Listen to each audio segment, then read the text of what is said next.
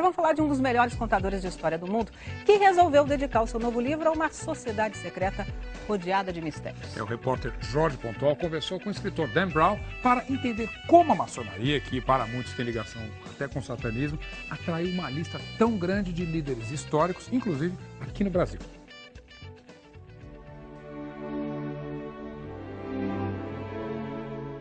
O mistério da maçonaria é o principal ingrediente do novo sucesso do escritor Dan Brown, O Símbolo Perdido.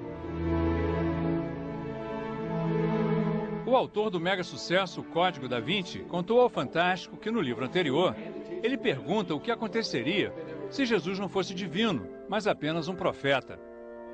No novo romance, a questão é se o ser humano teria poderes divinos, uma ideia que, segundo ele, vem da maçonaria. Toda a trama, cheia de peripécias, perseguições e surpresas, se passa num domingo à noite em Washington, a capital americana, uma cidade cheia de símbolos da maçonaria. Alguns são bem evidentes, como o obelisco, símbolo da divindade, encimado por uma pirâmide que representa a evolução do ser humano. A influência dos maçons se refletiu na criação da Biblioteca do Congresso Americano, hoje a maior do mundo. Um dos momentos mais emocionantes do livro é quando os heróis entram aqui no salão de leitura da Biblioteca do Congresso Americano, descrito como o salão mais bonito do mundo. Eles estão fugindo de uma equipe da SWAT e se escondem entrando por esta porta. A República Americana foi criada por um grupo de maçons, entre eles Benjamin Franklin, John Adams e o primeiro presidente George Washington. Nós fomos a um dos templos da maçonaria na cidade, onde os murais mostram o fundador da nação com o avental de pedreiro dos maçons, lançando a pedra fundamental do Capitólio, o prédio do Congresso Americano.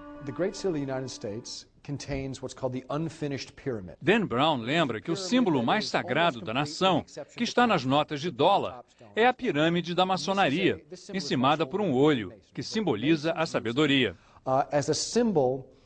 Segundo o escritor, a pirâmide, incompleta, sem o vértice, é um símbolo de que o ser humano e o país nunca estão prontos, sempre podem se aperfeiçoar. Dan Brown destaca que, ao contrário do que muitos acreditam, os Estados Unidos não foram fundados como uma nação cristã. Os fundadores eram maçons que seguiam o deísmo, uma religião universal, que usa os símbolos de todas as crenças e acredita que todos os homens nascem iguais, com o direito à liberdade de culto. Sobre o altar do templo maçom estão os livros das principais religiões. Não só a Bíblia cristã, como a Torá dos judeus, o Corão dos muçulmanos e as escrituras de outras tradições. O salão deste templo, na capital americana, é o cenário da cena final do livro de Dan Brown e certamente será recriado com muito mais colorido quando o filme for feito. O templo é exatamente como Dan Brown descreve. Ali no fundo, o trono, onde se senta o grande comandante soberano da ordem. Aqui, o altar, em torno do qual se realizam os rituais secretos. Mas os maçons negam que o iniciado tenha que tomar sangue de uma caveira, como Dan Brown conta no livro. Segundo eles, isso é só imaginação do autor. O escritor diz que, na verdade, os maçons usam vinho em vez de sangue, mas insiste que a caveira é usada no ritual da quinta libação, descrito num livro por um dos primeiros presidentes dos Estados Unidos, John Adams. O templo é a sede do rito escocês da maçonaria, uma corrente fundada nos Estados Unidos, a qual pertenceram 15 presidentes americanos.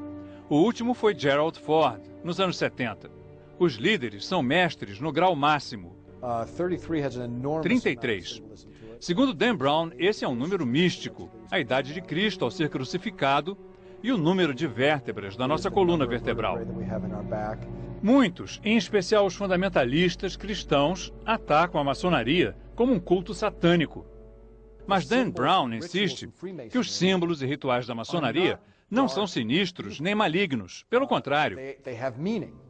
Significam tolerância religiosa e espiritualidade universal.